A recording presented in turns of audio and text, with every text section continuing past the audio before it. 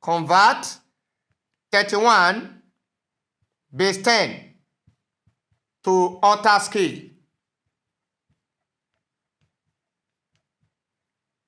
Solution.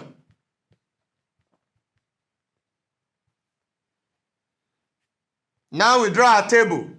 What is octal scale? That's base 8. So we write the number here, 31. Then we write 8 here. 31 divided by 8. What are we going to have? 3. Because 8 times 3 is what? 24. So remainder, if you take away 24 from 31, remainder what? 7.